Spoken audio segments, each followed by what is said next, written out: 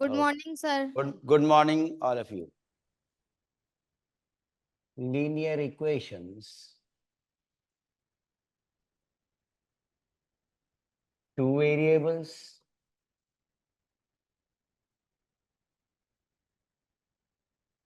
Problem set miscellaneous है। पहला सवाल दे रहे हैं, देखिए अभी इससे परिचित हैं अथवा नहीं। Solve for x y, solve लिख दिया तो भी x y, solve for x y तो वो भी। अब 152x minus 378y is equal to minus 74। दूसरा है minus 378x 152y is equal to minus 604। अब क्या हुआ, दाईं तरफ तो जो कांस्टेंट हैं वो बड़े थे ही, इक्वेशन लिखते वक्त ही थोड़ा असहज हो जाता है स्टूडेंट कि इतने बड़े गुणांकों को लेकर अगर प्रतिस्थापन करेंगे तो भी कठिनाई, और अगर गुणांकों को बराबर करेंगे तो भी कठिनाई। तो क्या ऐसे सवाल से पहले ही परिचित हैं या नहीं? ऐसा सवाल कर चुके हैं अथवा नहीं? आप बताइए, घर पर आप ऐसा सवाल कर चुके या किसी ट्यूशन क्लास में आप ऐसा सवाल कर चुके कि नहीं, किताब से यही लिखा गया? बोलिए। ऐसे गुणांक जब आ जाते हैं, ये बड़े गुणांक आ जाते हैं एक्स वाई के साथ, तब इक्वेशंस को कैसे सॉल्व किया जाता है वो देखना है। किसी ने किया? किसी भी विद्यार्थी को ये ज्ञात है कैसे करते हैं? हुसैनाबाद, लखनऊ सर कर चुके हैं। कर चुके हैं। अच्छा, तो क्या किया जाता है बताइए? सर गुणांकों को बराबर किया जाए। नहीं, सवाल तो ऐसे कर चुके हैं। इन गुणांकों को बराबर करने से आपका अर्थ ये निकला, और यही विधि है, 378 का गुणा इसमें और 152 का गुणा इसमें, ये गुणांकों को बराबर करना हुआ। तो अभी ये उत्तर नहीं है सर उसको कॉमन लेके करेंगे। कॉमन लेके करेंगे। तो सर 152 और 378 में क्या कॉमन है? मतलब आप सोच रहे हैं कि कॉमन लेके छोटा कर लेंगे ना? Yes sir. अच्छा, तो इसका मतलब है कि अभी भली भांति आपने ये सवाल देखा नहीं था, आपको आभास हुआ कि ये सवाल आप कर चुके हैं। देखिए, गुणांक जब ऐसे होते हैं, ठीक है, बड़े और थोड़ा सा बेमेल दिखने वाले, ठीक है, मैचिंग नहीं है, ठीक है, कि वहां 3 होता यहां 2 होता, तो 2 गुणा 3 6 और 3 गुणा 2 6, आसान गुणांक नहीं है। ऐसे में कैसे करते हैं? तो आपने दो बातें बताई, तो वो तो मुख्य तरीका ही है कि गुणांकों को बराबर करके किया जाता है। दूसरा, आपने सोचा कि कॉमन ले लें, तो कॉमन लेने से कुछ ही छोटा हो सकता है। 2 अगर कॉमन बना या 4 कॉमन बना तो कुछ ही तो छोटा होगा, गुणांक फिर भी बड़े के बड़े ही रह जाएंगे। अब आइए, फिर कैसे करते हैं? सही तरीका ये है, याद रहे क्या, अब ध्यान करना है कि ये सवाल कैसे करे जाएंगे। याद रहे, एक बार जोड़ दें पूरा युग्म जो है, इस युग्म को एक बार जोड़ दें और एक बार घटा दें, ठीक है, फिर देखिए कैसा बनता है। याद रहे, और जो आपके मन में ये बात उठी थी कि कॉमन आ जाए, तो कॉमन ऐसे ही ले लें। इस पर चर्चा करते हैं कि वास्तव में तुरंत कॉमन ले लेना सही है कि इस युग्म में कुछ परिवर्तन करना है। याद रहे, और ये परिवर्तन मांगती है समीकरण। इन समीकरणों में फिर से परिवर्तन चाहिए, ठीक है, परिवर्तन की बात आएगी। क्या परिवर्तन? एक बार पहला कदम उठेगा, दोनों को जोड़ दें, ठीक है, दोनों ही समीकरण को जोड़ें। ध्यान से सुनिएगा, बाद में लिखिएगा, दोनों को जोड़ना, ठीक है, दोनों को जोड़ना। एक पहला पार्ट ये ऐसे बदलना है, परिवर्तन करना पड़ेगा, परिवर्तन के बाद आसान बन पाएंगी, दोनों को जोड़ना। और दूसरा स्टेप, दोनों को घटाना, ठीक है, और इनसे रूपांतरित हो जाएंगी, परिवर्तित हो जाएंगी और रूपांतरण हो जाएगा। ठीक है, रूपांतरण जरूरी है, परिवर्तन जो कह रहे हैं किस तरह का परिवर्तन, इनके रूप को बदल देगा। रूपांतरण किस तरफ जाएगा, सरलता की ओर जाएगा, सरलता की ओर। ठीक है, रूपांतरण है सरलता की ओर। ठीक है, ये बात ध्यान देनी है। ठीक है, ओके, चलिए आगे। तो जो कहा उसको ध्यान दें, दोनों को जोड़ना और दोनों को घटाना। दोनों को जोड़ने से एक समीकरण प्राप्त हो गई, दोनों को घटाने से एक समीकरण प्राप्त हो गई। चलिए जोड़िए। तो पहले जोड़ देते हैं, जोड़ दिया। क्या 378 ऋण के हैं और ये धन के हैं। 8 में 2 गया 6, ठीक है, 7 में 5 गया 2, 3 में 1 गया 2 और ऋण के। ठीक है, फिर से ये यहां फिर -378 और 152, फिर से वही जोड़ना है। बड़ा 378 है, घटेगा तो फिर से क्या बचेगा, -226 y। अब जोड़ा था इनको, यहां पर भी माइनस आया। ठीक है, दोनों ऋणात्मक हैं, ऋण आया। 4 और 4 8 आ गए, 7 आ गए और 6 आ गए। अब साफ दिख रहा है 26 गुणा 3 78 और 200 गुणा 3 600। 26 गुणा 3 78 और 200 गुणा 3 600। तो साफ दिखा दोनों में ऋणात्मक है, दोनों तरफ, बाएं पक्ष में और दाएं पक्ष में, तो ऋण हट गया। और फिर 226 से आसानी से रिड्यूस हो जाएगी इक्वेशन। तो क्या बचेगा, x प्लस वाई बराबर 226 गुणा 3 670। इतनी सरल इक्वेशन बन गई, x plus y is equal to 3। देखिए कितनी जटिल समीकरण दिख रहे थे, बड़े गुणांकों के कारण काफी कठिन हो जाएगा, लेकिन कितनी सरल इक्वेशन बन गई। अब एक बार घटा देते हैं, जोड़ने से इक्वेशन आ गई पहली, x plus y is equal to 3। अब घटाते हैं, ठीक है, चलिए घटा देते हैं तो इसका चिन्ह बदल जाएगा। जब घटा देते हैं, अब घटाना कर रहे हैं, तो घटाने पर देखते हैं कि चिन्ह बदल जाएंगे, घटाना करेंगे तो चिन्ह बदल जाएंगे। ये प्लस हो जाएगा और ये माइनस हो जाएगा और ये प्लस हो जाएगा। ठीक है, घटाने पर चिन्ह बदल रहे हैं, तो अब क्या हुआ, ये जुड़ जाएगा। 8 और 2 10 का 0 हासिल 1, 7 1 8 और 5 13 की 3 हासिल 1, 5 2 3। आवाज ना आए तो अच्छी बात है। फिर ऋणात्मक 8 2 10 7 5 12, ठीक है, और एक हासिल 13 और एक फिर से, तो ये दोनों ऋणात्मक हैं। -530 y, -530 y, और फिर से यहां पर 604 और 74 ऋण के, 604 धन के, 4 कटे तो बचे 600। 600 में 70 चले गए, 530 बच गए, 530 बचे। अब 530 सभी में कॉमन आ रहा है, आपकी बात जो आपने सोचा था कॉमन ले ले, अब कॉमन सही अर्थ में निकलेगा और इक्वेशन को हल्का कर देगा। तो ये रिडक्शन, रिड्यूसिंग, छोटा करना सरल करना, छोटा करना सरल करना, तो क्या हो गया, x minus y is equal to 1। 530 से रिड्यूस हो गई इक्वेशन, ये आ गई दूसरी इक्वेशन। ठीक है, ये दूसरी इक्वेशन। तो यही सवाल इसीलिए उठाया, याद रहे ऐसे जब बड़े गुणांक होंगे और मेल नहीं खा रहे होंगे तब पता चलेगा मेल क्या खा रहा है। गुणांक बड़े हैं तो ऐसे भी पहचान लेंगे कि इस सवाल में क्या करना है, इधर का इधर और ये इधर का इधर। तो क्या याद रहे, परिवर्तन रूपांतरण के लिए जो सरलता की ओर ले जाएगा समीकरणों को, तो ये रूपांतरण करना है। कैसे, एक बार दोनों को जोड़ दें और एक बार दोनों को घटा दें, तो जो नए समीकरण प्राप्त होंगे वो काफी सरल हो जाएंगे। तो देखिए अब इसी के नीचे लिख दीजिए x minus y is equal to 1, answer आ रहा है। अगर जोड़ दें तो y कट जाएगा, जोड़ने पर y कट गया, 2x बराबर 4 हो गया और x बराबर 2 हो गया। जब x बराबर 2 हो गया तो इसी में रख देते हैं x बराबर 2। ठीक है, इसमें रख रहे हैं x बराबर 2 ठीक है, तो 2 minus y is equal to 1।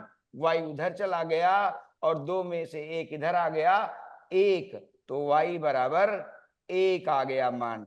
देखिए कितने जटिल गुणांक दिख रहे थे, अगर गुणांकों को तुरंत बराबर करने लग जाते, बिना सरल किए गुणांकों को तुरंत बराबर करने लग जाते, तो रियली कठिनाई में थोड़ी देर के लिए असहज होते।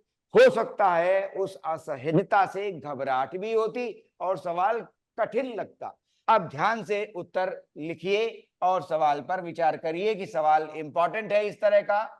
इस वर्ष के बोर्ड के एग्जाम के लिए जो 25 में आ रहा है उसके लिए सवाल इंपॉर्टेंट है, ये सब चीजें जरूरी हैं। चलिए लिखें, अगला सवाल लिखें। चलिए मिसलिनियस दूसरा, 5x minus y is equal to 5। पहली समीकरण है 5x minus y is equal to 5, और दूसरी समीकरण है 3x minus y is equal to 3। प्रश्न कहता है कि ग्राफ खींचिए, इनका ग्राफ बनाना है। तभी हमने कहा आज मिसलिनियस सवाल ला रहे हैं, ग्राफ बनाना है। ग्राफ बनाने के बाद वो कहते हैं इन रेखाओं, ठीक है, और वाई एक्स से बने त्रिभुज, रेखाओं, ठीक है, lines and the y axis, lines and the y axis से बने त्रिभुज को, ठीक है, देखना है। वाई एक्सिस और उससे बना ट्रायंगल, त्रिभुज, जो त्रिभुज बनेगा उसके बारे में कुछ पूछा गया है। किससे त्रिभुज बना? जो आप ग्राफ बनाकर, ठीक है, लाइनें बनाएंगे, वो लाइनें दो हुई, त्रिभुज में 3 साइड आएंगी, तो उन्होंने तीसरी साइड कौन सी ले ली? Y axis. और फिर क्या कह रहे हैं, रेखाओं और वाई एक्सिस से बने त्रिभुज के शीर्षों के निर्देशांक ज्ञात कीजिए। तो सवाल बड़ा है, ठीक है, जो त्रिभुज बनेगा उनके शीर्षांक भी बताने हैं, वर्टिसेस बताने हैं, त्रिभुज के वर्टिसेस, शीर्षांक बताने पड़ेंगे भाई। वो कह रहे हैं उनके शीर्षांक बताइए, ठीक है, और शीर्षांक बताने के साथ कुछ प्रश्न से और भी जुड़ा हुआ है। वो कह रहे हैं ये भी कि त्रिभुज के क्षेत्रफल का परिकलन कीजिए, compute the area of the triangle. और फिर कह रहे हैं क्षेत्रफल भी निकालिए, ठीक है, क्षेत्रफल भी चाहिए उनको। तो इतना सवाल, बड़ा सवाल हो गया, पूरा 5 नंबर का, ठीक है। तो अब आइए, ग्राफ बनाना सिखाया था, लगातार कह रहे हैं क्या कि जब समीकरण का हमें ग्राफ देना है, जो रेखा बनेगी, उत्पन्न होगी, उसको केवल 2 बिंदुओं से, 2 बिंदु ही महत्वपूर्ण है। कैसे? कि एक्स एक्सिस को कहां पर प्रतिच्छेद कर रहे हैं ये समीकरण, वाई एक्सिस को कहां प्रतिच्छेद कर रही है पहली समीकरण। तो पहली समीकरण और दूसरी समीकरण, तो एक्स और वाई एक्सिस के प्रतिच्छेद बिंदु ही हमें रेखा का, ठीक है, ग्राफ बना लेने देंगे। आसानी से बन जाएगा क्या? एक्स और वाई एक्सिस के प्रतिच्छेद बिंदु, ठीक है, अगर पता चल जाए तो रेखा बन जाएगी, ठीक है। एक्स और वाई एक्सिस के प्रतिच्छेद बिंदु यदि ज्ञात हो जाएंगे तो रेखाएं दिख जाएंगी, बन जाएंगी, ठीक है। उसके बाद अच्छा इसमें से चलिए, अपवाद अब कैसे पहली इक्वेशन देखिए, 50 का पहली अपवर्तन वाली होता है। इक्वेशन ध्यान से बाद सुनो। इंद्रधनुष पहली इंद्र वाली, when एक्स both और वाई बनाएंगे, color minus y is equal to 5, ठीक है, माइनस वाई इक्वल टू 5, ठीक है। एक्स बराबर 0 रखा, माइनस वाई बराबर 5 ना, तो वाई बराबर कितना? यहां देखो, लिख कर नहीं दिया था, ओरल कर रहे थे, ये आया -5, इसका यस सर। माइनस हटा, ठीक है। एक्स और वाई आया बिल्कुल सही, ठीक है। Yes 2 sir. पॉइंट आए, when x is 0 minus y is equal to 5, 0, x is 0, y आ रहा है -5। क्यों? Minus y is equal to 5, तो ये -5 हो गया। और उसके बाद तो ये पॉइंट मिटा देते हैं।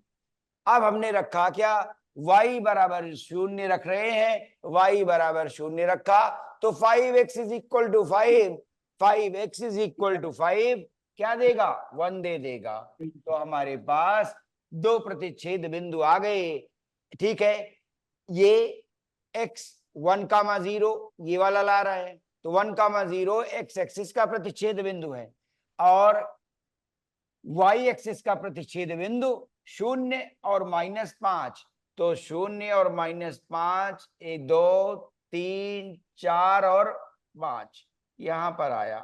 0 और -5 दोनों पॉइंट पता चल गए, और ये रेखा बन रही है। ध्यान दे, एक सेकेंड, और अच्छी बननी चाहिए, यहां से निकलनी है।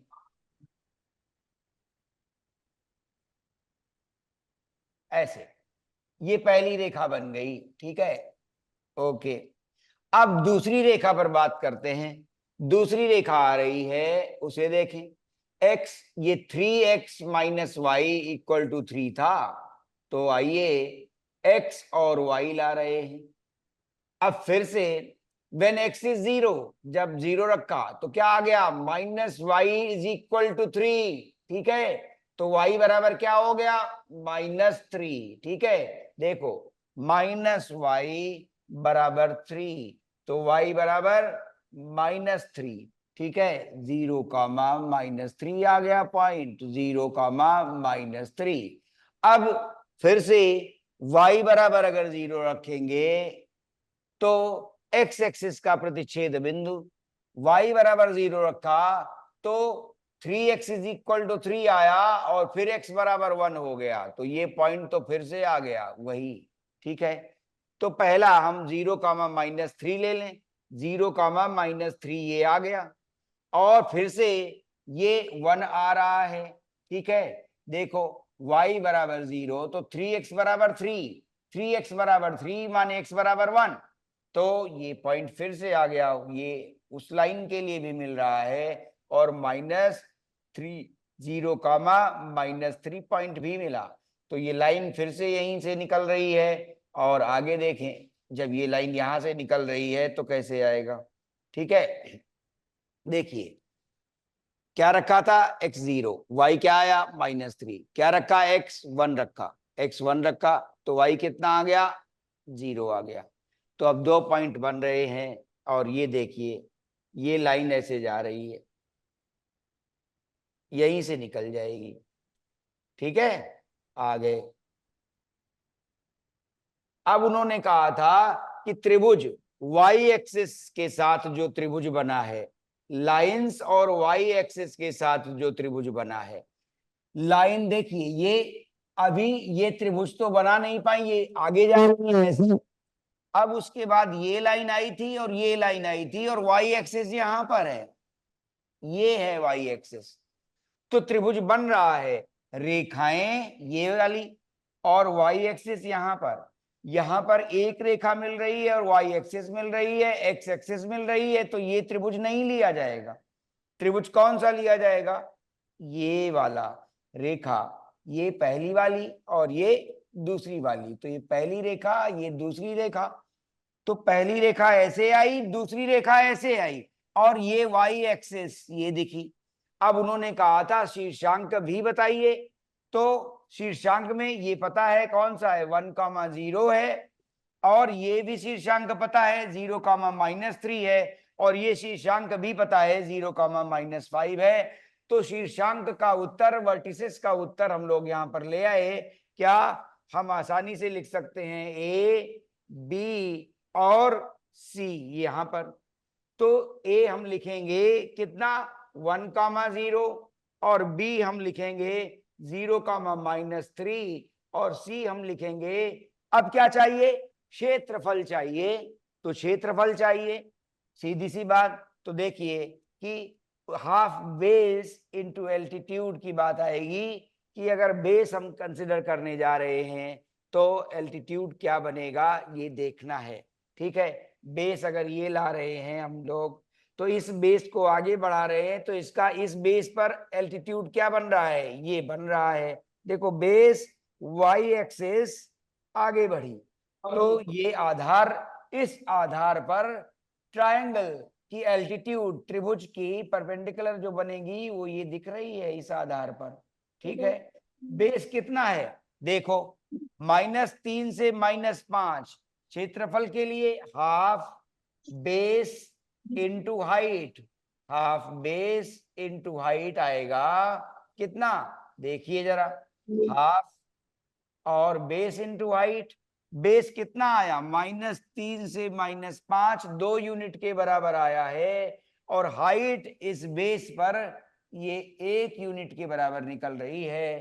ठीक है, तो 2 और 2 कैंसिल हो गया और 1 स्क्वायर यूनिट त्रिभुज का क्षेत्रफल बच गया। 1 यूनिट त्रिभुज का क्षेत्रफल आया 1 स्क्वायर यूनिट। ठीक है, ये चीज थी 1 यूनिट। आइए अब आप दूसरी कक्षा करिए और 2 सवाल हुए। एक पहला सवाल गुणांकों को बराबर करना, जहां इजी लग रहा था उसे छोड़ना पड़ा। ठीक है, कि गुणांकों को बराबर करना कठिन था, उसमें दिखाया कि दोनों को जोड़ना है और घटाना है तो समीकरण रूपांतरित हो गए और बहुत सरल हो गए, आसान हो गया। और दूसरे में ग्राफिकल एनालिसिस लाए हैं कि ग्राफ बनाया जाए और शीर्षांक और क्षेत्रफल पूछा गया है, तो ये सवाल भी इंपॉर्टेंट हुआ, ध्यान रखिएगा। और ये 2 तरह के सवाल आज की कक्षा में हुए, याद रहे। अब शुभकामनाएं, अगली कक्षा पढ़िए। ओके।